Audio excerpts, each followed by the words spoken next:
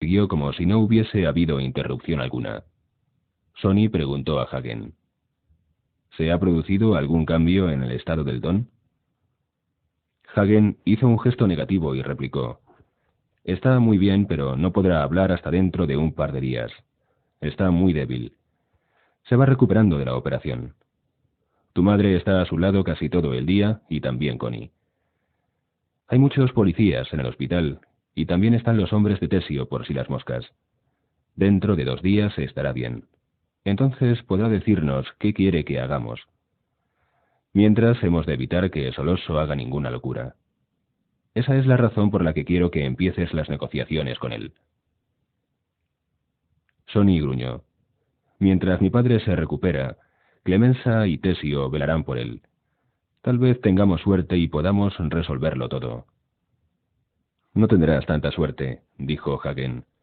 Solosso es demasiado listo. Sabe positivamente que una vez en la mesa de negociaciones, tendrá que plegarse casi por completo a nuestras condiciones. Por eso está dando largas al asunto.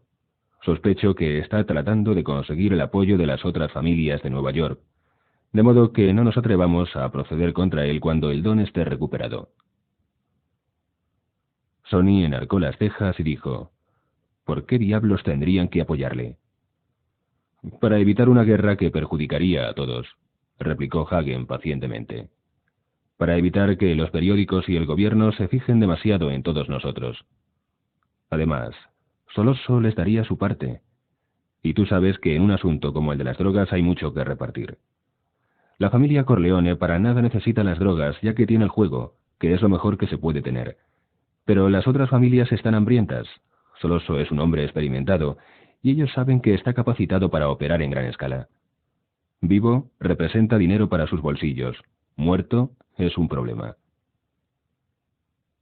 Michael nunca había visto aquella expresión en el rostro de su hermano Sonny. Su bronceada piel tenía ahora un tono grisáceo. Me importa un bledo lo que quieran las demás familias. Mejor será que no se mezclen en esta lucha. Clemenza y Tessio se revolvían en sus sillas. Se sentían incómodos. Se sentían como oficiales de infantería que oyeran a su general hablar de conquistar un objetivo inexpugnable, prescindiendo de las vidas que tendrían que sacrificarse. En tono algo impaciente, Hagen dijo: Escucha, Sonny, a tu padre no le gustaría oírte hablar así. Tú sabes lo que siempre dice: eso es un despilfarro. No nos detendremos ante nada si el don nos ordena ir a la caza de Solosso. Pero esto no es un asunto personal, sino de negocios. Si vamos tras el turco y las otras familias interfieren, discutiremos con ellos el problema. Y luego, si ven que estamos completamente decididos, nos dejarán hacer. El don les hará concesiones en otros terrenos para compensar. Pero no dejes que corra la sangre en un asunto como este. Se trata de negocios. Incluso el atentado contra tu padre fue un asunto de negocios, pero no hubo nada personal. Debes tenerlo en cuenta. Sonny no parecía querer dar su brazo a torcer. Lo comprendo, dijo. Pero no permitiré que nadie se ponga en nuestro camino cuando vayamos detrás de Solosso. Sonny se volvió hacia Tessio. ¿Alguna noticia respecto a Luca? Nada en absoluto, contestó el caporegime. Solosso debe haberlo secuestrado. Me sorprendió mucho, dijo Hagen, el hecho de que Solosso no se sintiera en absoluto preocupado respecto a Luca. Y es demasiado listo para no preocuparse por un hombre como Luca.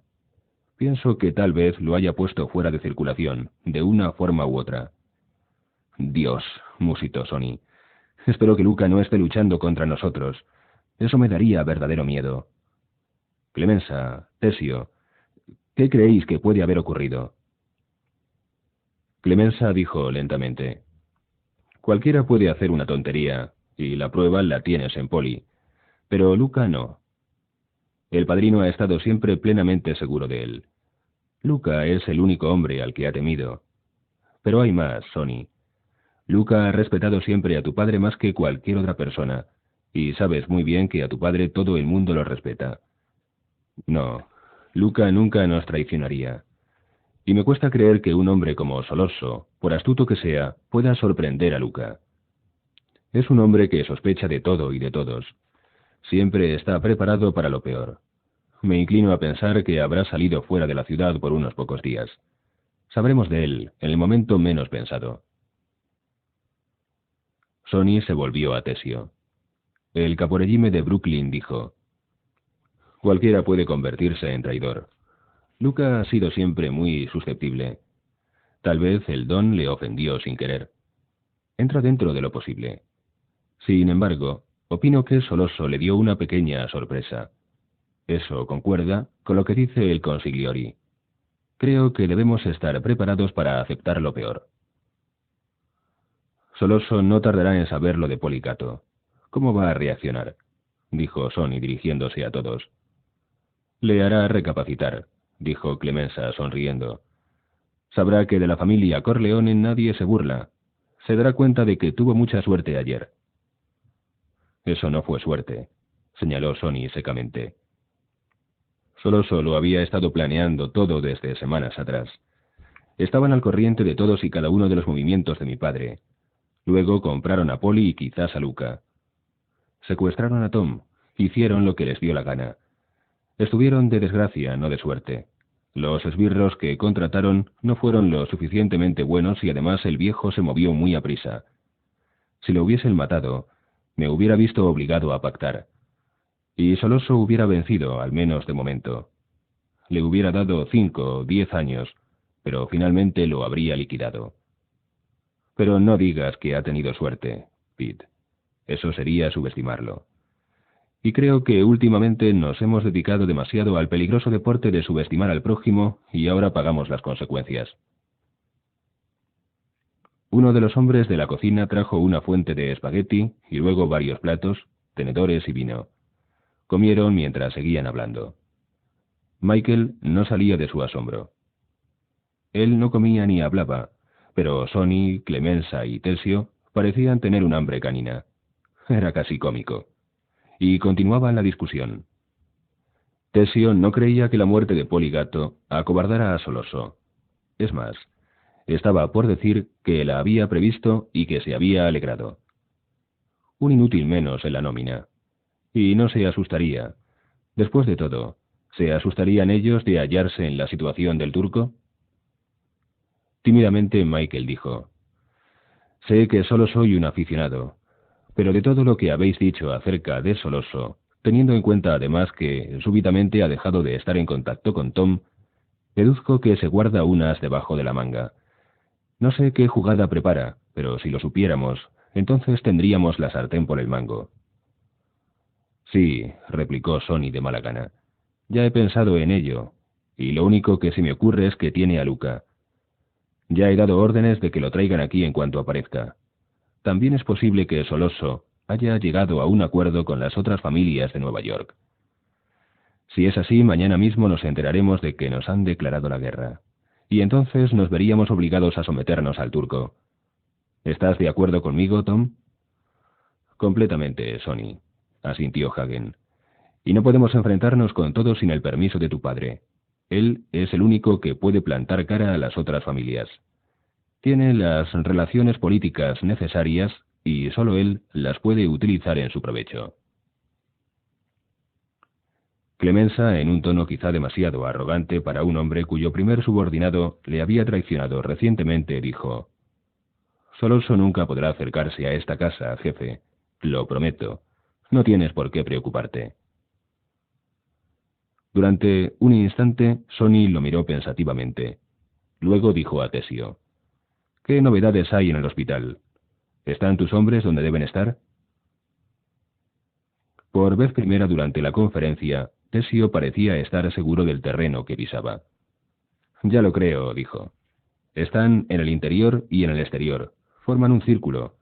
También los policías lo están haciendo muy bien. Hay agentes de paisano en la puerta de la habitación esperando poder interrogar al don. Es de risa. El don todavía está siendo alimentado por medio de tubos, por lo que de momento no tenemos por qué preocuparnos de la cocina. Lo digo porque esos turcos son muy aficionados a emplear venenos, y en modo alguno debemos dejar que se acerquen al don». Sonny saltó de la silla. «Por mi parte, yo personalmente nada debo temer, pues tienen que tratar conmigo. Necesitan el engranaje de la familia. Y mirando a Michael, añadió sonriente: tal vez vayan a por ti. A lo mejor Soloso piensa raptarte para así forzarnos a aceptar sus condiciones. Tristemente, Michael pensó que su cita con Kay no se produciría. Sonny no le dejaría salir de la casa. Pero Hagen, en tono impaciente, dijo: no, si hubiese querido raptar a Mike, lo hubiera hecho ya. Ocasiones no le han faltado. Pero todo el mundo sabe que Mike no está en los negocios de la familia. Si lo raptara, Soloso perdería el apoyo de todas las familias de Nueva York. Incluso los Tartaglia se verían obligados a ir contra él. No, la cosa es bastante sencilla. Mañana vendrá un representante de las familias a decirnos que debemos negociar con el turco. Eso es lo que Soloso está esperando. Ese es el as que tiene en la manga. Michael lanzó un suspiro de alivio. Bien, dijo, esta noche tengo que ir a la ciudad. ¿Por qué?, preguntó Sonny ásperamente. Tengo intención de ir al hospital a visitar a papá y también tengo deseos de ver a mamá y a Connie. Además, tengo algunas otras cosas que hacer, dijo sonriendo. Lo mismo que el don, Michael nunca explicaba sus verdaderos motivos y ahora no tenía ganas de decirle a Sonny que quería ver a Kay Adams. No es que tuviera motivos para no querer decírselo, es que era su costumbre. De la cocina salía un rumor confuso de voces. Clemenza fue a ver qué ocurría. Cuando regresó a la oficina llevaba en las manos el chaleco a prueba de balas de Luca Brasi. Envuelto en el chaleco había un pez muerto. Clemenza dijo secamente: el turco se ha enterado de lo de su espía Poligato. Con la misma sequedad, Tessio dijo a su vez: y ahora nosotros sabemos lo de Luca Brasi. Sonny encendió un cigarrillo y bebió un trago de whisky. Michael, asombrado, preguntó: ¿qué demonios significa ese pez? Fue Hagen, el irlandés, el consigliori, quien respondió a su pregunta. El pez significa que Luca Brasi está durmiendo en el fondo del mar. Es un antiguo mensaje siciliano. Capítulo 9. Cuando Michael Corleone fue a la ciudad aquella noche, se sentía deprimido. Tenía la impresión de que le estaban mezclando en los negocios de la familia contra su voluntad, y le desagradaba que Sonny lo utilizara, aunque solo fuera para contestar el teléfono. Le desagradaba asistir a los consejos de la familia, como si tuviera una ineludible obligación de estar al corriente de todo, asesinatos incluidos. Y ahora, al ir a ver a Kay, también sentía remordimiento por ella. Nunca le había sido completamente sincero en lo referente a su familia. Le había hablado de sus familiares, desde luego, pero siempre en un tono jocoso, de modo que la chica debía considerar a su padre y hermanos más como protagonistas de una película que como lo que en realidad eran. Y ahora su padre había sufrido un atentado en plena calle y su hermano mayor estaba planeando eliminar a varios hombres. No, desde luego no se atrevería a decirle la verdad desnuda a Kay. Ya le había dicho que lo de su padre había sido solo un accidente y que no pasaría nada, cuando, por el contrario, era ahora cuando iba a empezar todo. Sonny y Tom estaban equivocados respecto a Soloso. Todavía le subestimaban, a pesar de que Sonny tenía un olfato especial para oler el peligro. Michael trataba de imaginar el juego del turco. Evidentemente era un hombre de valor y además muy listo. De él podía esperarse todo. Pero Sonny, Tom, Clemenza y Tessio afirmaban que todo estaba bajo control y ellos tenían más experiencia que él. En esta guerra, él, Michael, era el paisano, y tendrían que prometerle muchas más medallas de las que consiguió en la Segunda Guerra Mundial si querían que participara. Michael se sentía culpable por el hecho de no estar excesivamente dolido por lo de su padre. Era cierto que le habían hecho varios agujeros en la piel, pero Michael consideraba, en mayor medida que los otros, que todo había sido cuestión de negocios, no algo personal. Estimaba que su padre había pagado por el poder del que había disfrutado durante toda su vida, que aquel había sido el precio debido por el respeto de que había sido objeto por parte de cuantos le rodeaban. Lo que Michael quería, por encima de todo, era vivir su propia vida. Pero no podía separarse de su propia familia hasta que la crisis hubiera pasado. Debía ayudar, aunque solo fuera como paisano. De pronto se dio cuenta de que el papel que le habían asignado no le satisfacía. No le gustaba ser un no combatiente privilegiado. No le satisfacía representar el papel de objetor de conciencia. Por ello, precisamente, no dejaba de brincarle por el cerebro la palabra paisano.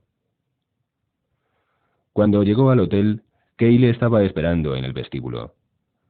2 de los hombres de Clemenza le habían acompañado hasta la esquina próxima, marchándose solamente cuando se hubieron asegurado de que nadie les había seguido. Cenaron juntos y bebieron unas copas. De pronto Kay le preguntó: «¿Cuándo irás a visitar a tu padre?» «La hora de visita termina a las 8:30», repuso Michael mirando su reloj. «Iré cuando todos se hayan marchado. Me dejarán pasar. Tiene su propia habitación y sus propias enfermeras, por lo que podré estar un rato con él. No creo que pueda hablar. Es más, quizá ni siquiera podrá darse cuenta de mi presencia. Pero tengo que ir». «Siento mucho lo de tu padre», dijo Kay. «Me pareció un hombre muy simpático el día de la boda. No puedo creer lo que los periódicos dicen de él. Estoy segura de que la mayor parte de lo que afirman es mentira». «Lo mismo pienso yo», respondió Michael. Se sorprendió al darse cuenta de lo reservado que estaba siendo con Kay. La amaba, tenía confianza en ella, pero no podía decirle nada acerca de su padre o de la familia. La muchacha no formaba parte del círculo. «¿Qué piensas hacer?», preguntó Kay. «¿Vas a mezclarte en esta guerra entre gángster de que hablan los periódicos?» Michael sonrió, se desabrochó la chaqueta y dijo: «Mira, no llevo armas». Kay se echó a reír. Como se estaba haciendo tarde, ambos subieron a su habitación. Kay preparó una bebida para cada uno y mientras la tomaban, se sentó sobre las rodillas de Michael. Debajo de su vestido solo había seda y carne, una carne ardiente que los dedos de Michael no tardaron en acariciar. Se tendieron en la cama y, sin desnudarse, se hicieron el amor, juntas sus bocas, en un largo y apasionado beso. Cuando hubieron terminado, permanecieron uno al lado del otro, sintiendo el calor de sus cuerpos. «¿Es eso lo que los soldados llaman un rápido?», preguntó Kay. «Sí», respondió Michael. «Pues no está mal», dijo Kay seriamente. Siguieron jugando y hablando durante un rato, hasta que Michael, inquieto, se levantó y miró su reloj. «Vaya», exclamó, «son ya casi las 10. Tengo que ir al hospital». Se dirigió al cuarto de baño para ducharse y peinarse. Kay le siguió y le pasó los brazos alrededor de la cintura por detrás. «¿Cuándo nos casaremos?», preguntó a Michael. «Cuando quieras. Tan pronto como se calmen las cosas en el seno de la familia y mi padre esté bien. Creo, sin embargo, que sería mejor que explicaras las cosas a tus padres». «¿Qué es lo que debo explicarles?», preguntó Kay. Michael se pasó el peine por la cabeza. «Diles que has conocido a un guapo y elegante muchacho de ascendencia italiana. Notas brillantes en Dartmouth, cruz de servicios distinguidos durante la guerra, aparte de otras condecoraciones. Honrado y trabajador, aunque su padre es un jefe de la mafia que tiene que matar a hombres malos y sobornar a funcionarios del gobierno. Diles también que el padre siempre se haya expuesto en razón de su trabajo a que le metan unas cuantas balas en el cuerpo, y explícales que su brillante hijo nada tiene que ver con todo ello. ¿Crees que podrá recordar cuanto acabo de decirte?». La impresión hizo que Kay tuviera que apoyarse en la pared del cuarto de baño. «¿Es tal y como dices? ¿Mata y soborna?». Michael terminó de peinarse. «En realidad no lo sé», dijo. «Nadie lo sabe con certeza. Pero no me extrañaría». Antes de que él se marchara, Kay preguntó: «¿Cuándo volveré a verte?». Michael le dio un beso. Luego respondió: Quiero que te vayas a tu casa y que pienses bien en lo que acabo de decirte. No quiero que te veas mezclada en todo esto. Después de las vacaciones de verano regresaré a la escuela. Nos veremos en Hannover, ¿de acuerdo? De acuerdo, contestó la muchacha. Le miró mientras salía de la habitación. Él la saludó con la mano antes de entrar en el ascensor. Kay nunca se había sentido tan unida a él, nunca le había amado tanto, y si alguien le hubiera dicho que no volvería a ver a Michael en los próximos 3 años, no hubiese podido soportarlo. Cuando Michael se apeó del taxi frente al hospital francés, quedó sorprendido al observar que la calle estaba completamente desierta. Y todavía se sorprendió más al ver que, en el interior, el vestíbulo estaba totalmente vacío. ¿Qué demonios estarían haciendo Clemenza y Tessio? Nunca habían estado en West Point, desde luego, pero ambos sabían lo suyo en cuanto a tácticas y nadie tenía que enseñarles nada en cuanto a la forma de realizar una guardia. Un par de sus hombres deberían haber estado en el vestíbulo, cuando menos un par. Los últimos visitantes se habían marchado ya. Eran casi las 10:30 de la noche. Michael estaba alerta. No perdió tiempo acercándose a la mesa de recepción, pues conocía el número de la habitación de su padre, situada en el 4º piso. Subió en el ascensor. Pensó que era raro que nadie interceptara el ascensor. Llegó al 4º piso y pasó por delante del puesto de las enfermeras, pero no se paró. Al llegar delante de la habitación de su padre, vio que no había nadie en la puerta. ¿Dónde estarían los 2 policías que hacían guardia permanente en la puerta? ¿Dónde estaban los hombres de Clemenza y Tessio? ¿Habría alguno dentro de la habitación? Pero la puerta estaba abierta. Michael entró. Vio un cuerpo dentro de la cama. Y gracias a la luz de la luna que se filtraba a través de la ventana, Michael reconoció a su padre. Su rostro permanecía impasible y su pecho se movía acompasadamente. Unos tubos se adentraban en los orificios de su nariz. En el suelo había una jarra de cristal en la que otros tubos depositaban los residuos estomacales del paciente. Michael estuvo en la habitación el tiempo justo para asegurarse de que su padre estaba bien y luego salió. «Mi nombre es Michael Corleone», dijo a la enfermera. «Solo quiero estar un poco al lado de mi padre». «¿Qué ha sido de los agentes que se supone deberían estar custodiándole?» La enfermera era una chica joven y guapa, muy convencida de la importancia de su trabajo. «Su padre recibía demasiadas visitas», dijo. «Vino la policía y les hizo salir a todos. De eso hace unos 10 minutos. Y después, hace 5 minutos, tuve que avisar a los 2 policías de que les reclamaban en el cuartel, por lo que también ellos se marcharon. Pero no se preocupe, pues yo me encargo de ir a menudo a la habitación de su padre. Desde aquí puedo incluso oír su respiración. Es por eso que he dejado la puerta abierta». «Gracias», dijo Michael. «Supongo que no tendrá inconveniente en que me quede unos minutos al lado de mi padre, ¿verdad?» La muchacha le dirigió una encantadora sonrisa al responder. «Bien, pero solo un ratito. Luego tendrá que marcharse. Son las reglas, comprende». Michael volvió a entrar en la habitación de su padre. Descolgó el teléfono y rogó a la operadora del hospital que le pusiera con la casa de Long Beach, concretamente con el número de la oficina. Sonny respondió a la llamada. «Sonny, estoy en el hospital», dijo Michael en voz apenas audible. «Aquí no hay nadie. Los hombres de Tessio no se ven por parte alguna, y tampoco los policías. Nuestro padre no cuenta con protección de ninguna clase». Y su voz temblaba. Se produjo un largo silencio, y luego Sonny, con voz lenta y tono fatalista, dijo: «Esta es la jugada de Soloso de la que tú hablabas». «Eso es lo que he pensado yo también», comentó Michael. «Pero, ¿cómo consiguió que los policías echaran a todo el mundo? ¿Y a dónde fueron los agentes de Paisano? ¿Qué ha sucedido con los hombres de Tessio? ¿Será posible que ese bastardo de Soloso tenga en el bolsillo a toda la policía de Nueva York?» «Tómalo con calma, muchacho», dijo Sonny con voz tranquila. «Ha sido una suerte que hayas ido al hospital tan tarde. No te muevas de la habitación de nuestro padre. Cierra la puerta por dentro. Dentro de 15 minutos habrán llegado varios hombres nuestros. Ahora voy a llamarles. Limítate a permanecer en la habitación y no te dejes dominar por el pánico. De acuerdo, muchacho. No voy a tener miedo, dijo Michael. Por vez primera desde que había empezado todo, Michael sentía que en su espíritu se estaba formando un torrente de odio hacia los enemigos de su padre.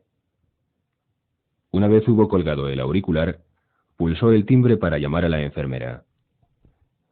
Decidió seguir su propio criterio, haciendo caso omiso de las órdenes de Sonny. Cuando llegó la enfermera, Michael le dijo: «No quiero que se asuste, pero tenemos que trasladar a mi padre enseguida. A otra habitación o a otro piso.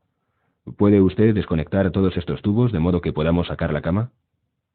«Pero eso es ridículo», dijo la enfermera. «Necesitamos el permiso del doctor». Michael habló con gran rapidez. «Seguramente habrá leído lo que de mi padre dicen los periódicos. Y como ve, aquí no hay nadie para protegerle. Pues bien, acaban de decirme que no tardarán en venir al hospital varios hombres para asesinarlo. Créame y ayúdeme». Cuando le interesaba, Michael sabía ser extraordinariamente persuasivo. «No será preciso desconectar los tubos», dijo la enfermera. «Podremos trasladarlo todo junto».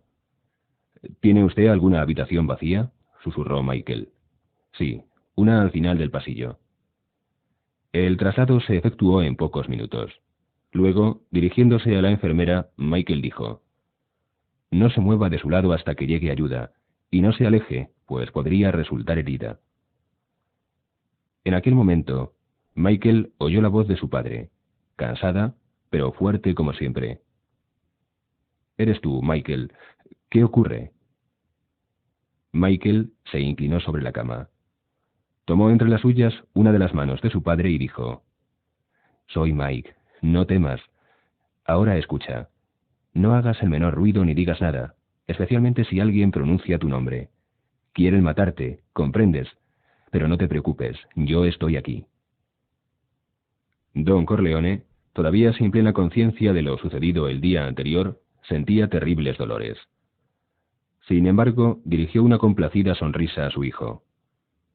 Parecía como si quisiera decirle: «¿Por qué debería tener miedo ahora? Han querido matarme desde que tenía 12 años de edad». Capítulo 10. El hospital era pequeño y tenía solamente una entrada. Michael miró a la calle a través de la ventana. Alrededor del edificio había un patio, atravesado por un único camino que conducía desde el exterior hasta la puerta de entrada. Quienquiera que quisiera entrar en el hospital debería forzosamente pasar por el sendero del patio. Sabía que no disponía de mucho tiempo, por lo que salió de la habitación y bajó los 4 pisos corriendo, dirigiéndose sin pérdida de tiempo a la entrada del edificio. En uno de los lados vio el lugar destinado a las ambulancias, aunque no había ningún vehículo estacionado allí. Michael permanecía de pie en la acera y encendió un cigarrillo. Se desabrochó la chaqueta y se situó debajo de un farol, de modo que pudiera ser visto desde lejos. Un joven caminaba rápidamente por la 9ª Avenida, con un paquete bajo el brazo. Su rostro era familiar para Michael, pero no conseguía recordar quién era. El joven se paró delante de él y le dijo con acento siciliano: «Don Michael, es que no me recuerda. Soy Enzo, el ayudante del panadero Nasorine, el Paniterra. Ahora soy su yerno. Su padre me salvó la vida al conseguir que el gobierno me dejara permanecer en América». Michael hizo un gesto de asentimiento. Ya se acordaba de él. «He venido a hacer una visita de cortesía a su padre», prosiguió Enzo. «¿Cree usted que me dejarán entrar a estas horas?» Michael sonrió y dijo: «No, pero gracias, de todos modos. Le diré al don que ha venido usted». Por la calle llegaba un coche a toda velocidad. Michael se puso en guardia inmediatamente. «Aléjese rápidamente», dijo al muchacho. «Puede haber problemas. No le interesa en modo alguno tener líos con la policía. En su situación...». Vio el temor reflejado en el rostro del joven italiano. A la más mínima, Enzo corría el peligro de ser deportado. Pero el joven, con voz firme, repuso: «Si hay problemas, quiero estar aquí para ayudar. El padrino se lo merece todo». Michael se emocionó. Estaba a punto de decir nuevamente al joven que se marchara, cuando, pensándolo mejor, decidió permitirle que se quedara. 2 hombres en la puerta del hospital tal vez serían suficientes para desanimar a algún posible atacante, mientras que uno solo no bastaría. Dio un cigarrillo a Enzo y se lo encendió. Ambos permanecían debajo del farol en la fría noche de diciembre. El verde de la hierba del jardín y los multicolores adornos navideños se reflejaban en ellos. Habían casi terminado sus cigarrillos cuando un largo coche negro, procedente de la 9ª Avenida, entró en la calle 30, dirigiéndose a toda velocidad hacia donde estaban ellos. El automóvil casi se detuvo y Michael se esforzó por ver el rostro de sus ocupantes, echando como sin querer el cuerpo hacia adelante. Cuando parecía que iba a detenerse por completo, el coche salió disparado. Alguien debía haberlo reconocido. Michael dio a Enzo otro cigarrillo y se dio cuenta de que las manos del panadero estaban temblando. Lo más sorprendente fue, sin embargo, ver que las suyas seguían quietas, firmes. Siguieron fumando hasta que, pasados unos 10 minutos, el silencio de la noche fue roto por la estridente sirena de un coche de la policía. Desde la 9ª Avenida, un coche patrulla entró velozmente por el sendero del hospital. Al primer coche siguieron otros 2. De pronto, la entrada del hospital se llenó de policías de uniforme y agentes de paisano. Michael lanzó un aliviado suspiro. El bueno de Sonny había actuado bien. Michael se acercó a saludar a los recién llegados.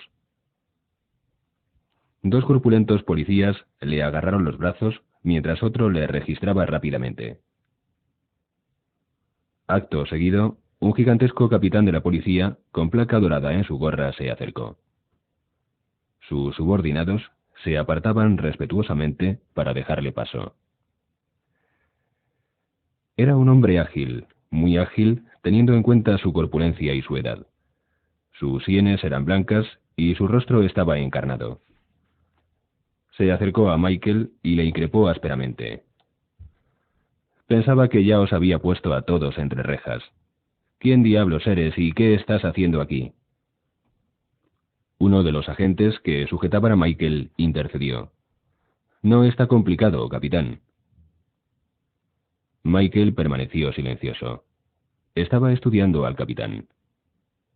Un agente de paisano dijo: «Es Michael Corleone, el hijo del Don».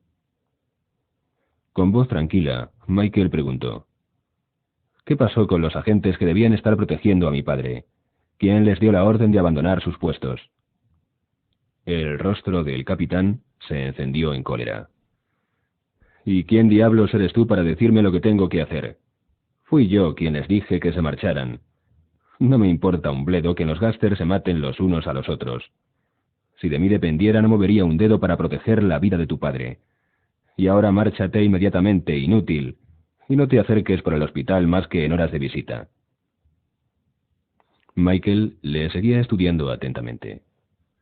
No estaba enfadado por lo que el policía acababa de decir. Su cerebro estaba trabajando a toda velocidad. Cabía la posibilidad de que Soloso fuera uno de los ocupantes del primer automóvil y que le hubiera visto de pie en la entrada al hospital. Era posible que Soloso hubiera telefoneado al capitán diciéndole: «¿Cómo es posible que los hombres de Corleone todavía estén en el hospital, a pesar de que les pagué para que los encerrara?» Era posible que todo hubiera sido cuidadosamente planeado, como había dicho Sonny. Todo encajaba. Con voz todavía tranquila, dijo al capitán: «No voy a salir del hospital hasta que ponga guardias en la puerta de la habitación de mi padre». El capitán no se molestó en responder. Dirigiéndose al policía que permanecía de pie a su lado, ordenó: «Phil, encierre a este mamarracho». El agente indeciso replicó: «El muchacho nada tiene que ver, capitán.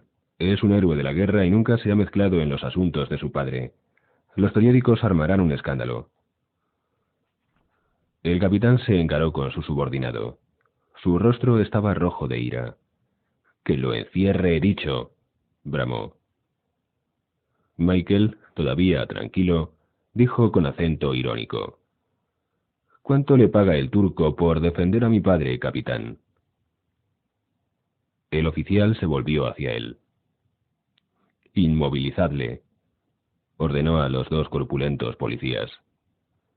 Michael se sintió cogido fuertemente por los brazos. Vio cómo el enorme puño del capitán avanzaba en dirección a su cara. Trató de esquivar el golpe, pero el puño se estrelló contra su mandíbula. Le dio la impresión de que había estallado una granada dentro de su cabeza. De su boca empezó a salir sangre y escupió algunos dientes. Sintió que las piernas se negaban a sostenerlo y que hubiera caído si los dos policías no le hubiesen sostenido. Pero no había perdido el conocimiento. El agente de paisano se puso delante de él para evitar que el capitán pudiera volver a golpearle y dijo: «Por Jesucristo, capitán, le ha hecho daño de verdad». El capitán, casi gritando, replicó: «Ni siquiera lo he tocado. Me atacó y se cayó, ¿entiende?». Se negaba a dejarse arrestar. A través de una cortina de sangre, Michael vio que estaban llegando más coches, de los que, segundos más tarde, bajaron varios hombres. Uno de ellos, según pudo ver, era el abogado de Clemenza. El letrado se puso a hablar con el oficial. Su tono era suave y firme a la vez. La familia Corleone ha contratado los servicios de una agencia de detectives para proteger a Mr. Corleone. Los hombres que me acompañan tienen licencia de armas, capitán. Si usted los arresta, mañana por la mañana deberá comparecer ante el juez para explicar por qué. El abogado dirigió una mirada a Michael, a quien preguntó: «¿Quiere usted denunciar al que le ha golpeado?». He resbalado y me he caído». Vio una sonrisa de triunfo en la cara del capitán y trató él de sonreír también. Quería a toda costa ocultar el odio frío que acumulaba en su cerebro. No deseaba que nadie se diera cuenta de la rabia que sentía. El don hubiera reaccionado igual. Luego se dio cuenta de que lo trasladaban al hospital y perdió el conocimiento. A la mañana siguiente, cuando despertó, supo que le habían soldado la mandíbula y que había perdido 4 dientes del lado izquierdo de su boca. Junto a él estaba Hagen. «¿Me anestesiaron?», preguntó Michael. «Sí», respondió Hagen. «Tenías trozos de hueso clavados en las encías y sin anestesia hubiera sufrido mucho». «Aparte de lo de la mandíbula y la boca, ¿tengo algo más?». «No, nada», contestó Hagen. «Sonny quiere que vayas a Long Beach. ¿Te sientes con fuerzas para el viaje?». «Desde luego», dijo Michael. «¿Cómo está el don?». Hagen se sonrojó al responder. «Creo que el problema está resuelto. Hemos contratado a una agencia de detectives y toda la zona alrededor del hospital está siendo vigilada. Ya terminaré de contártelo todo durante el viaje». Al volante iba Clemenza. Michael y Hagen se sentaban detrás. «Dime, ¿se sabe ya lo que ocurrió realmente la noche pasada?», preguntó Michael, cuya cabeza no dejaba de dar vueltas al asunto. Hagen, en tono tranquilo, respondió: «Sonny tiene un contacto dentro de la policía. Se trata de Phillips, el agente que trató de protegerte. Él fue quien nos dio el soplo. El capitán McCluskey ha sido siempre un sujeto muy duro. Lo era ya en sus tiempos de simple patrullero. Nuestra familia le ha pagado mucho dinero. Es un hombre muy ambicioso y no se puede tener confianza en él. Pero Soloso debe pagarle todavía mejor». McCluskey arrestó después de la hora de visita a todos los hombres de Tessio que permanecían en el hospital. El hecho de que algunos llevaran armas no hizo sino empeorar las cosas. Luego hizo salir del hospital a los 2 agentes que estaban en la puerta de la habitación de tu padre. Alegó que los necesitaba en otra parte y dijo que otros 2 hombres vendrían a sustituirles. Mentira. Fue pagado para dejar al don sin protección. Y Phillips me dijo que no aceptaría el fracaso de sus planes, que probaría suerte otra vez. Soloso debe haberle pagado una fortuna, además de prometerle hasta la luna. ¿Han dicho algo de mis heridas los periódicos? Nada, ni una palabra, contestó Hagen. Nadie está interesado en que se sepa, ni la policía ni nosotros. Bien, ¿logró Enzo huir? Quiso saber Michael. Sí, fue más listo que tú. Cuando los policías llegaron, él se marchó. Aseguró que estuvo a tu lado cuando pasó el coche de Soloso. ¿Es eso cierto? Sí, lo es, dijo Michael. Es un buen muchacho. Velaremos por él. ¿Te sientes bien? Pareces estar agotado, dijo Hagen preocupado. Estoy muy bien, no te preocupes, replicó Michael. ¿Cómo se llama ese capitán? McCluskey. Cambiando de tema, Mike, ¿sabes que la familia Corleone ha conseguido apuntarse un buen tanto? Ha sido muerto Bruno Tattaglia, a las 4 de esta madrugada. Pienso que la noticia te hará sentir mejor. ¿Cómo ha sido? Dijo Michael. Estaba convencido de que no haríamos nada. Después de lo que sucedió en el hospital, Sonny se enfureció. Nuestros hombres están esparcidos por Nueva York y Nueva Jersey. La noche pasada hicimos la lista. Estoy intentando frenar a Sonny y Mike. Tal vez sería mejor que trataras de hablarle. Creo que el asunto todavía puede arreglarse sin necesidad de una guerra abierta. Hablaré con él, repuso Michael. ¿Hay conferencia esta mañana? Sí, finalmente Soloso dio señales de vida y quiere entrevistarse con nosotros. Un negociador está arreglando los detalles. Eso significa que la victoria es nuestra. Soloso sabe que ha perdido y ahora quiere intentar salir con vida del lío por él provocado. Después de una breve pausa, Hagen prosiguió. Tal vez pensó que éramos presa fácil, porque no devolvimos el primer golpe. Ahora, con uno de los hijos de los Tattaglia muerto, sabe que no se puede jugar con nosotros. Al disparar contra el Don, Soloso inició un juego demasiado peligroso. Olvidaba decirte que hemos recibido confirmación de lo de Luca. Lo mataron la noche antes del atentado contra tu padre, en el nightclub de Bruno. ¿Qué te parece? No me extraña que lo sorprendieran con la guardia baja, dijo Michael. La alameda de Long Beach estaba bloqueada por un gran automóvil negro, estacionado de través. Dos hombres permanecían apoyados en la capota del vehículo. Michael observó que las ventanas de los pisos superiores de las dos casas de cada lado estaban iluminadas. Era evidente que Sonny estaba dispuesto a ir hasta el final. Clemenza estacionó el coche fuera de la alameda y los tres hombres se adentraron en ella. Los dos guardianes eran hombres de Clemenza y éste le saludó con un ademán. Los dos hombres inclinaron levemente la cabeza, correspondiendo al saludo de su jefe. No hubo sonrisas ni apretones de mano. Clemenza, Hagen y Michael Corleone penetraron en la casa. Antes de que tuvieran tiempo de llamar, otro guardián les abrió la puerta. Era evidente que había estado observándoles por la ventana. Rápidamente se dirigieron a la oficina, donde Sonny y Tessio les estaban esperando. Sonny se acercó a Michael, le pasó las manos por la cabeza y dijo bromeando: «Perfecta, ha quedado perfecta». Michael le apartó las manos y se dirigió al mueble bar. Se sirvió un whisky, confiando en que el licor le aliviaría el dolor de la mandíbula. Los cinco se sentaron alrededor de la mesa en una atmósfera diferente de la de las reuniones anteriores. Sonny estaba más alegre y Michael sabía a qué obedecía tanta alegría. En la mente de su hermano ya no había dudas. Se había decidido y ahora nada podría pararlo.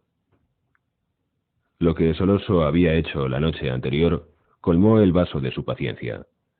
Ahora ya no habría tregua alguna. «El negociador nos ha telefoneado mientras estabais fuera», dijo Sonny a Hagen. «El turco quiere reunirse con nosotros enseguida».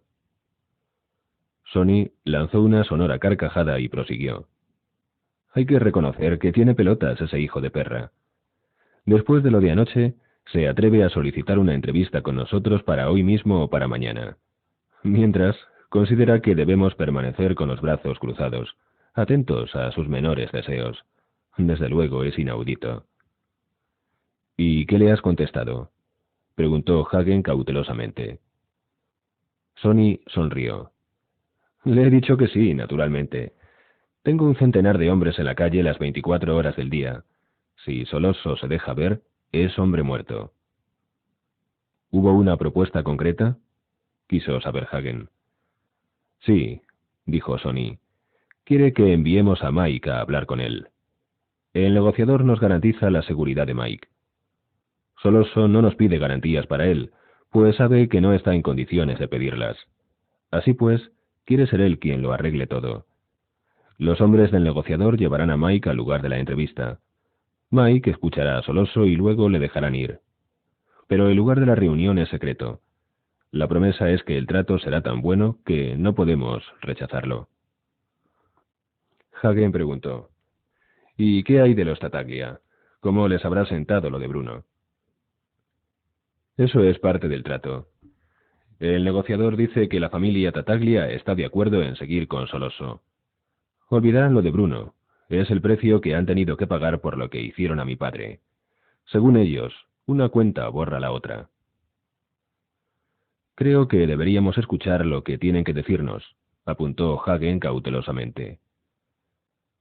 Sonny movió varias veces la cabeza exageradamente en señal de negativa. No, no, consiguió, y esta vez no.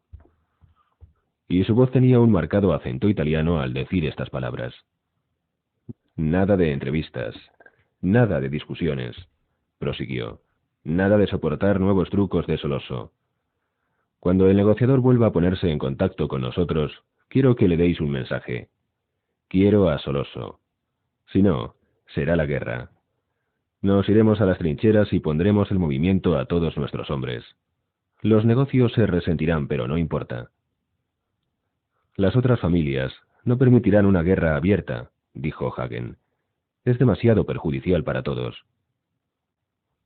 Sonny se encogió de hombros y contestó: Pues tienen una solución muy sencilla, que me den a Soloso. O eso, o que luchen contra la familia Corleone. Sonny permaneció silencioso unos segundos y luego rudamente prosiguió: Y no más consejos, Tom. He tomado una decisión. Tu misión es la de ayudarme a vencer. ¿Entendidos? Hagen hizo un gesto de asentimiento. Por un momento se concentró en sus propios pensamientos. Luego dijo: He hablado con tu contacto en el departamento de la policía. Me ha asegurado que el capitán McCluskey figura en la nómina de Soloso y que éste le paga una verdadera fortuna. Y hay más. Parece ser que McCluskey tendrá también su porcentaje en lo de las drogas. McCluskey ha aceptado ser guardaespaldas de Soloso. El turco no se atrevería a dar un paso sin McCluskey. Cuando se reúna con Mike, McCluskey estará sentado a su lado. Vestido de paisano, pero armado. Y ahora lo que quiero que entiendas, Sonny, es que mientras Soloso esté protegido como lo está en estos momentos, es invulnerable. Nadie hasta hoy ha liquidado impunemente a un capitán de la policía de Nueva York. La presión que ejercerían los periódicos, las autoridades y la Iglesia sería tremenda. Las familias saldrían a cazarte abiertamente. La familia Corleone estaría perdida. Incluso los más influyentes amigos del Don se esconderían. En consecuencia, Sonny, te ruego tengas todo esto en cuenta. McCluskey no puede estar continuamente al lado de Soloso. Esperaremos.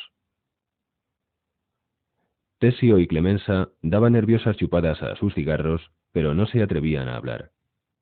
Si prevalecía la opinión de Sonny, serían ellos los que tendrían que exponer el pellejo. Por primera vez, Michael abrió la boca. ¿Es posible trasladar al Don aquí?, preguntó a Hagen. Eso es lo primero que pregunté, respondió Hagen. Es imposible. Todavía está muy mal. Se salvará, pero necesita continuos cuidados, y hasta es posible que tengan que intervenirle quirúrgicamente. Imposible. Siendo así, hay que ir a por Soloso enseguida, dijo Michael. No podemos esperar. El tipo es demasiado peligroso. No tardaría en sorprendernos con otra de sus ideas. Recuerda que para él el objetivo principal sigue siendo la eliminación de nuestro padre, aunque sabe que en estos momentos le va a ser muy difícil. Ahora bien, si se da cuenta de que queremos matarle, hará un nuevo intento contra el viejo. Es decir, se jugará el todo por el todo. Y con ese capitán de la policía como ayudante, ¿quién sabe lo que puede ocurrir? No podemos correr ese riesgo. Debemos eliminar a Soloso enseguida. Sonny, con la mano en la barbilla, meditaba profundamente. Tienes razón, muchacho, dijo. Has dado en el clavo.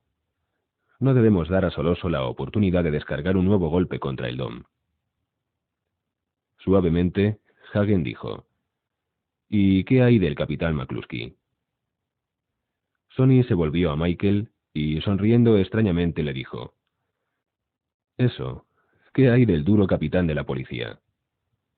Midiendo cuidadosamente sus palabras, Michael replicó. Lo que propongo es una medida extrema, ya lo sé. Pero hay veces en que cualquier extremismo está justificado. Imaginemos que decidimos matar a McCluskey.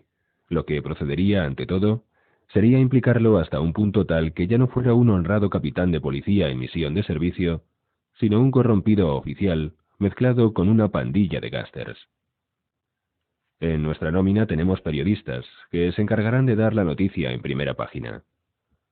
Lo que debe hacerse, claro está, es conseguir pruebas contra el capitán. El revuelo entonces sería mucho menor, como es lógico, pues no es lo mismo que muera un policía honrado que un policía corrompido y traidor. Eso no es buena mi idea. Michael miró deferentemente a los otros. Tessio y Clemenza parecían abatidos y no dijeron nada. Sonny, con la misma extraña sonrisa de antes, dijo: Adelante, muchacho, lo estás haciendo muy bien. Tal como solía decir el Don, la sabiduría está en la boca de los niños. Adelante, Mike, sigue hablando. Hagen también sonreía, aunque disimuladamente. Michael prosiguió. Quieren que me entreviste con Soloso. Bien, seríamos tres. Yo, Soloso y McCluskey. Arréglalo todo, para pasado mañana, y ordena a nuestros informadores que procuren averiguar dónde se celebrará la conferencia. Insiste en que tiene que ser un lugar público, ya que no voy a permitir que me lleven a ninguna casa o apartamento. Que sea un bar o un restaurante, y a la hora de la cena. Es decir, cuando esté el local más lleno de gente. Así me sentiré seguro yo y también ellos. Ni un hombre tan desconfiado como Soloso podrá siquiera imaginar que nos atrevamos allí a disparar contra el capitán.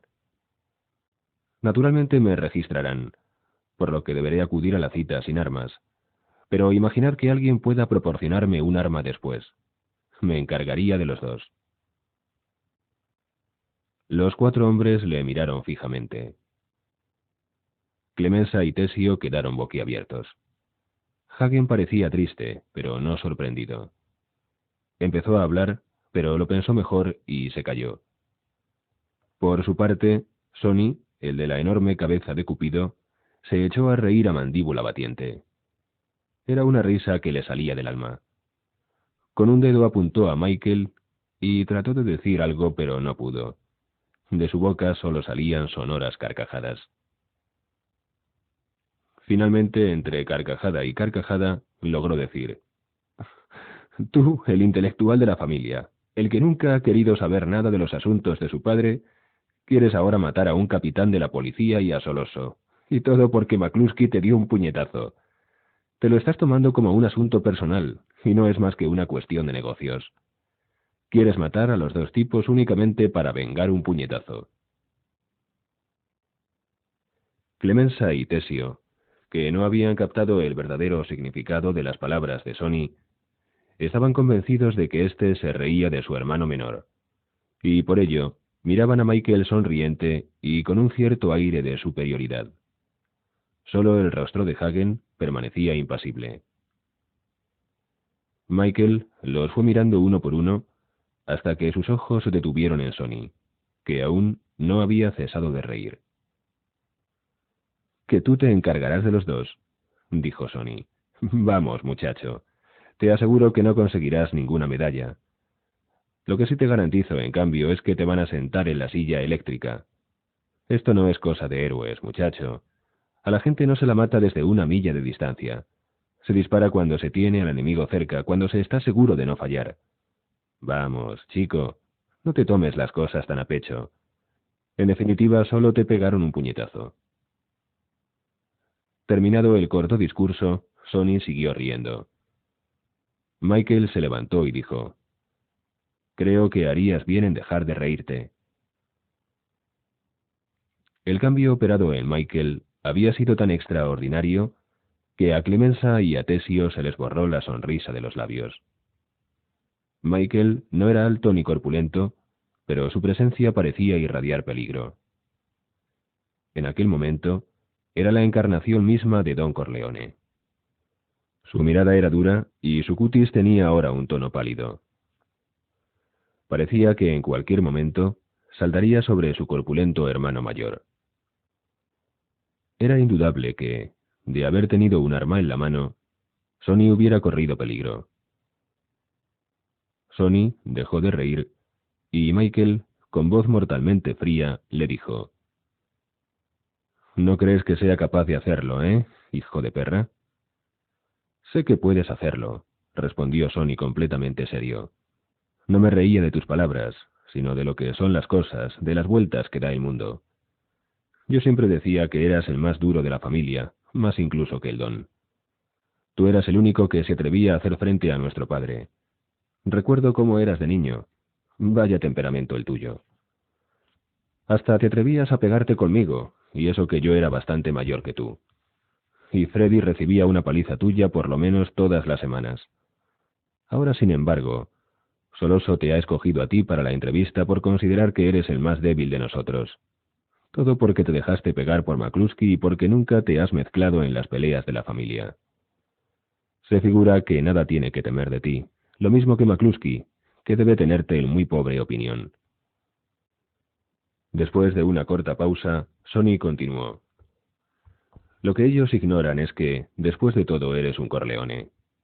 Yo soy el único que lo ha sabido siempre. Durante los 3 últimos días he estado esperando a que, en el momento menos pensado, te quitaras el disfraz de muchacho prudente. He estado aguardando a que te decidieras a convertirte en mi brazo derecho, para así, juntos, luchar contra los que quieren destruir a nuestro padre y a nuestra familia. Y todo lo que hizo falta fue un puñetazo en la mandíbula». Sonny hizo como si fuera a golpear la mandíbula de su hermano, en broma, claro está, y dijo: «¿Te gusta?». La tensión había desaparecido por completo. Mike, dirigiéndose a su hermano, dijo: «Mira, Sonny, creo que lo que propongo es lo único que se puede hacer. No podemos dar a Soloso otra oportunidad de liquidar a nuestro padre. Parece ser que yo soy el único que tendrá ocasión de estar cerca de él, y además, la idea ha sido mía. No creo, por otra parte, que puedas encargar a otro la tarea de liquidar a un capitán de la policía.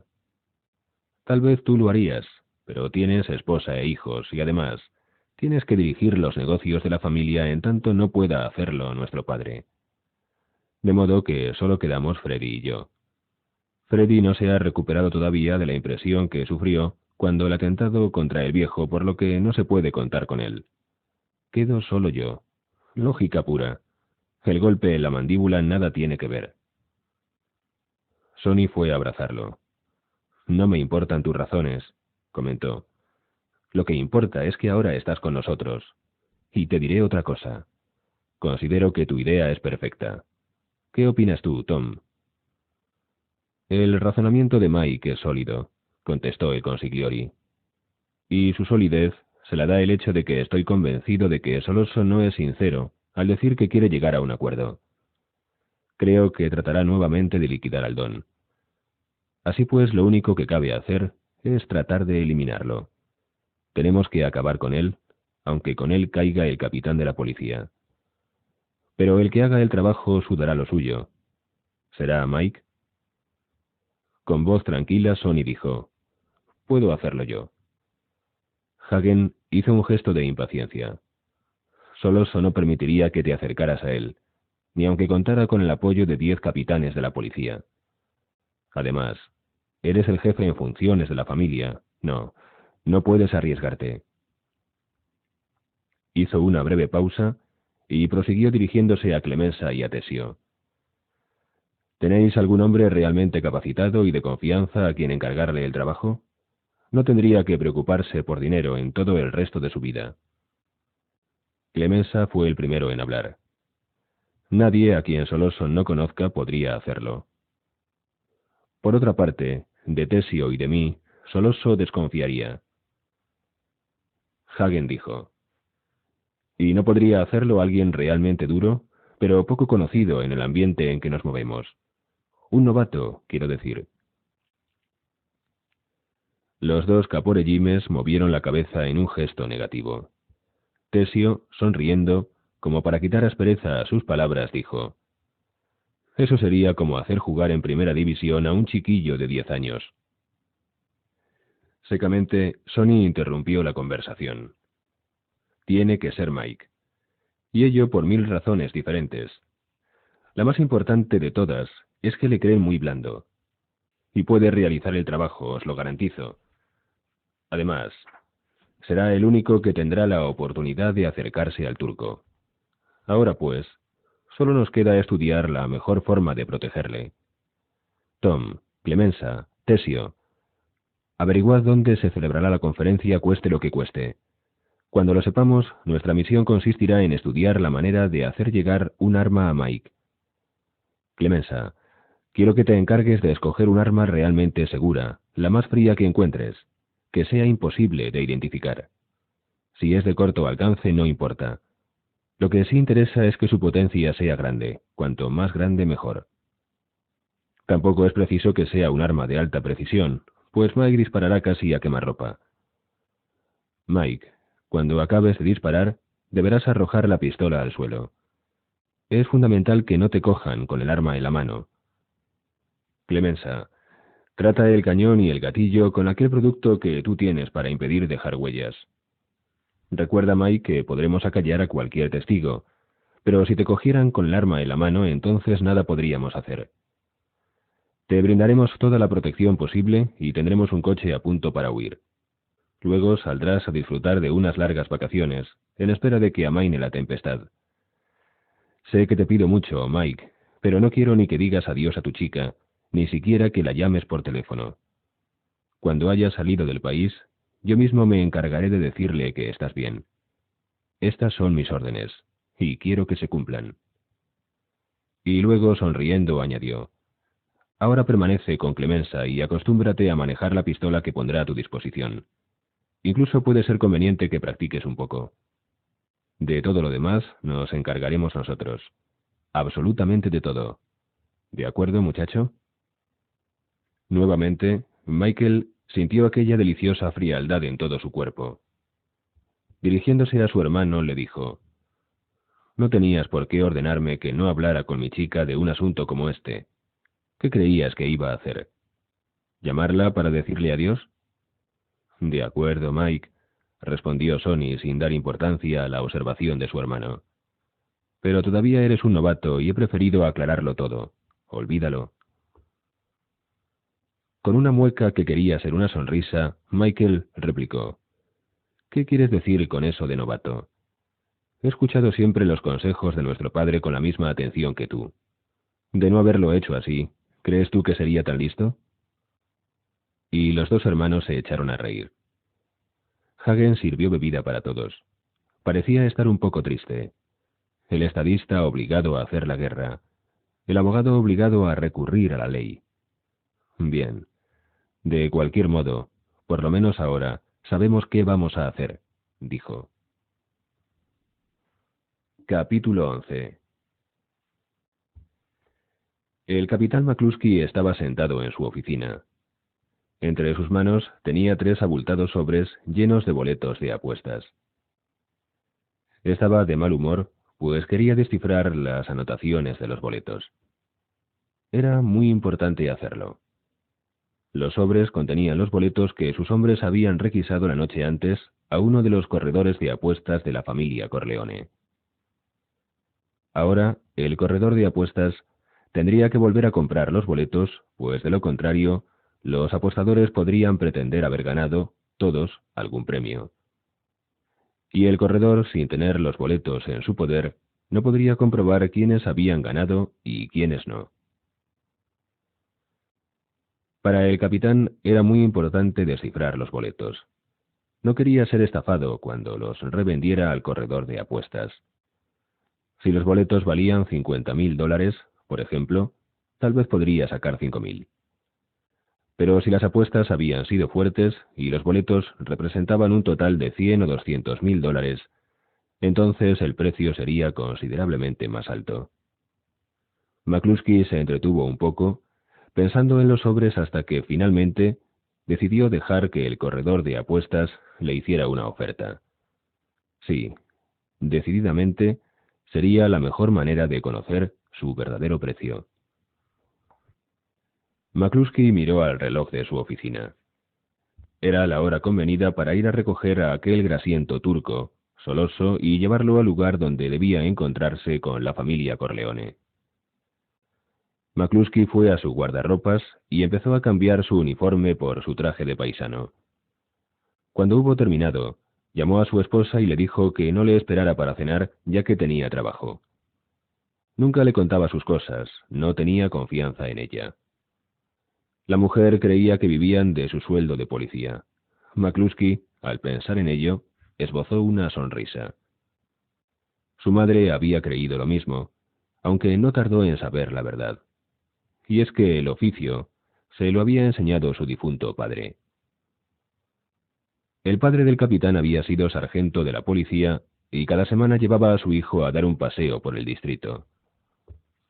El sargento McCluskey decía a los tenderos: «Este es mi muchacho», y ellos le estrechaban la mano para luego hacerle algún pequeño regalo, $5 o $10 por regla general. Al final del día, los bolsillos del pequeño McCluskey estaban llenos de billetes. El chico estaba convencido de que los amigos de su padre le apreciaban tanto que gustaban de regalarle billetes cada vez que ambos iban a verlos. Naturalmente, su padre le ingresaba el dinero en el banco para poder pagar su educación y le daba 50 centavos cada semana para sus gastos. Luego, cuando el pequeño Mark volvía a casa y sus tíos, también policías, le preguntaban qué querría ser cuando fuera mayor, invariablemente contestaba: policía. Y todos se reían de la ingenuidad del muchacho. Años después, y a pesar de que su padre quería que pasara por la universidad, Mark ingresó en la academia de la policía una vez finalizados sus estudios de grado medio. Había sido un buen agente, y además valiente. Los jóvenes delincuentes que aterrorizaban las esquinas de las calles huían cuando él se aproximaba, pues sabían que pegaba fuerte con su porra. Era muy duro, pero también muy sensible. Nunca llevaba a su hijo a visitar a los comerciantes cuando pasaba a recoger los regalos en efectivo por ignorar ciertas violaciones de las ordenanzas municipales en relación con las basuras, el aparcamiento de vehículos, etc. No, él no hacía como su padre, sino que se metía el dinero en el bolsillo tranquilamente, sin sentir nada parecido a remordimientos, pues consideraba que el dinero que le pagaban los comerciantes se lo había ganado de sobras. Nunca se había metido en un cine o un restaurante en horas de servicio, a pesar de que otros compañeros suyos lo hacían, especialmente en las frías noches de invierno. Siempre había efectuado las rondas. Siempre había proporcionado protección a sus tiendas. Cuando algún mendigo molestaba a la gente, él sabía cómo tratarlo para que el vagabundo no tuviera nunca más ganas de volver por el distrito. Y la gente del barrio sabía apreciar lo que McCluskey hacía por ellos. Además, sabía amoldarse al sistema establecido. Los corredores de apuestas de su distrito sabían que nunca sería capaz de pedir dinero extra para su provecho particular. Era capaz de contentarse con la parte que le correspondía de la bolsa común. Su nombre estaba en la lista, junto con el de otros policías de su sección, y nunca, al contrario que algunos de ellos, había pedido dinero extra. Era un buen policía, un hombre que jugaba limpio, y por ello no era de extrañar que hubiera ido ascendiendo, sino de forma espectacular, sí gradual y constantemente. Ahora tenía a su cargo a su esposa y 4 hijos, ninguno de los cuales era policía. Todos fueron a la Universidad de Fordham, a pesar de que cuando el mayor de sus hijos hizo su ingreso en aquel centro superior, él era solamente sargento. Luego pasó a teniente, y más tarde a capitán. Y nunca los suyos carecieron de nada. Fue en sus años de sargento cuando McCluskey empezó a adquirir reputación de hombre difícil de contentar.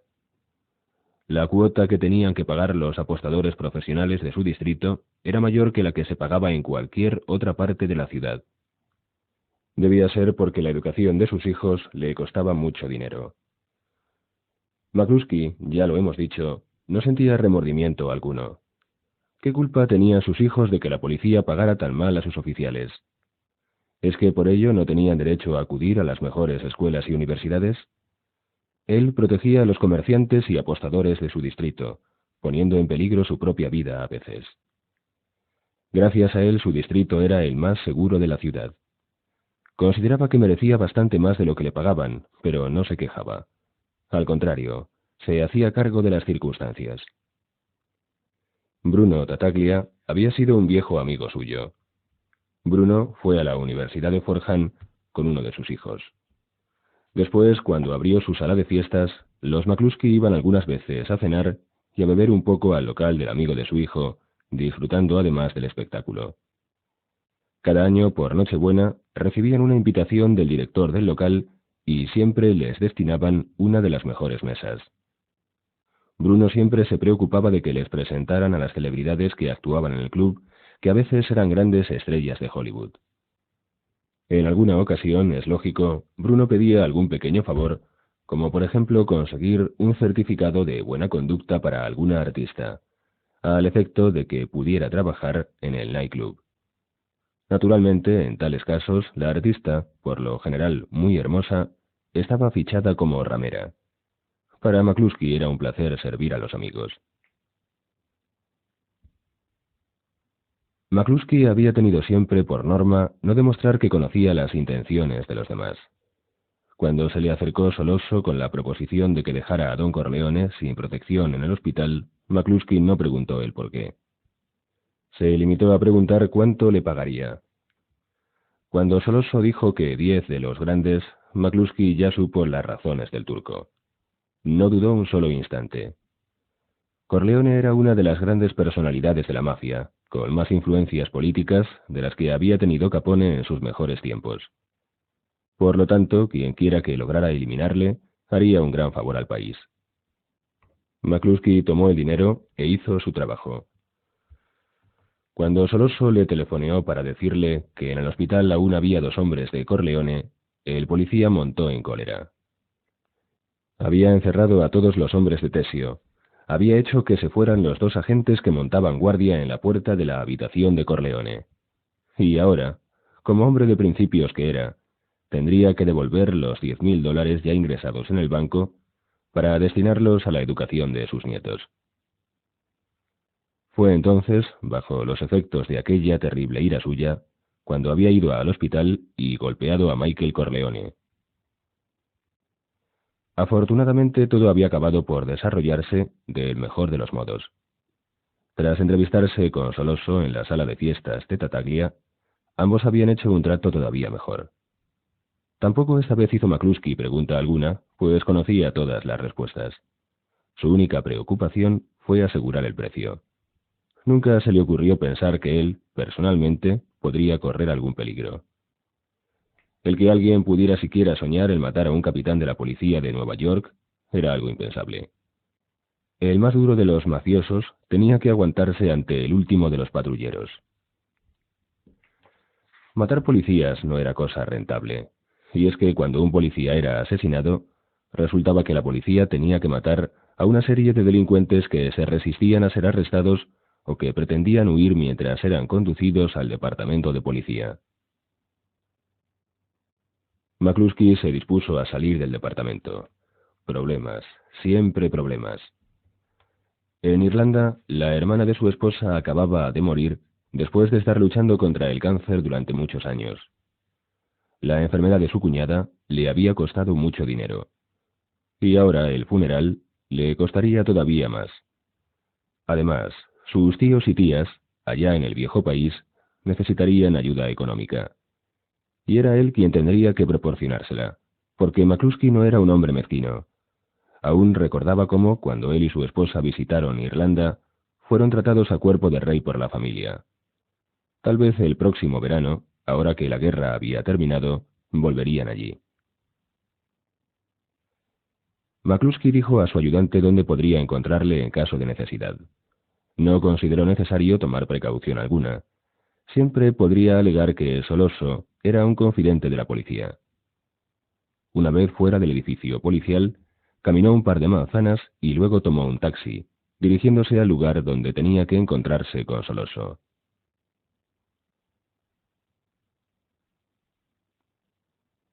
Había sido Tom Hagen, el autor de todos los preparativos para que Michael abandonara el país. Había cuidado de su falso pasaporte, de su carnet de marino, de su embarque en un carguero italiano que recalaría en un puerto siciliano, etc. El mismo día, por avión, un emisario fue a Sicilia para preparar con un jefe de la mafia la estancia del joven Corleone.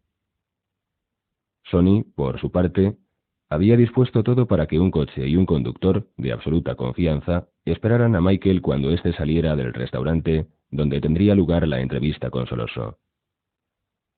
El conductor sería Tessio en persona, que se había ofrecido para realizar el trabajo. Y el automóvil sería vulgar, pero con un motor muy potente. Además, llevaría una placa de matrícula falsa, para que no fuera posible identificarlo. Michael pasó el día con Clemenza, practicando con la pistola que el caporegime había escogido. Era del calibre 22 y dejaba en el blanco unos agujeros bastante mayores de lo normal. Su precisión era suficiente como para asegurar el blanco a una distancia de 5 pasos. Más lejos, las balas irían a cualquier parte. El gatillo estaba muy duro, pero Clemenza lo suavizó. Decidieron no hacer nada para amortiguar el ruido. Querían eliminar la posibilidad de que algún despistado, al no comprender la situación, interfiriera. El ruido de los disparos hablaría por sí solo de lo que estaba sucediendo. Clemenza fue dando instrucciones a Michael. Tira la pistola tan pronto como la hayas utilizado, pero hazlo con cuidado. Te pones la mano en un costado y dejas caer el arma. Así nadie se dará cuenta. Todos pensarán que todavía tienes la pistola en la mano. Todos te mirarán a la cara. Abandona rápidamente el lugar, pero no corras. No mires fijamente a nadie, pero tampoco rehuyas las miradas. Recuerda que todos te tendrán miedo. Todos, no lo olvides. Nadie interferirá. Una vez fuera del local, Tessio te estará esperando dentro del coche. Entra en el vehículo y no te preocupes de nada más. No temas ningún accidente. Te sorprenderás al ver lo fácil que todo resulta. Ahora ponte este sombrero a ver qué tal te sienta. Y Tessio puso un sombrero de fieltro en la cabeza de Michael. Este, que en su vida había llevado sombrero, sonrió intranquilo. Pero Tessio le tranquilizó. Es solo para que resultes más difícil de identificar. Así los testigos tienen una buena excusa para no comprometerse.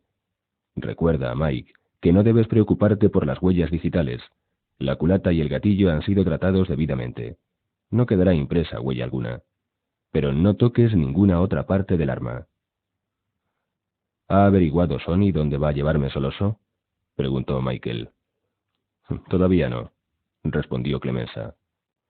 Soloso es un hombre muy cauteloso, pero no te preocupes, no intentará hacerte ningún daño.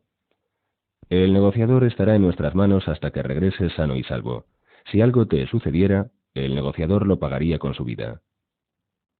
¿Y por qué arriesga su vida?, preguntó Michael. Porque le pagan bien. Una pequeña fortuna, en realidad.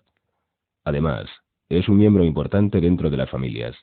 Sabe que Soloso no permitirá que le ocurra nada. Tu vida no vale para Soloso lo que la vida del negociador. Es así de sencillo. Tu seguridad está garantizada. Y luego seremos nosotros los que empezaremos a golpear a diestro y siniestro. ¿Qué va a pasar?, quiso saber Michael. Pues va a tener lugar una guerra sin cuartel entre la familia Tartaglia y la familia Corleone.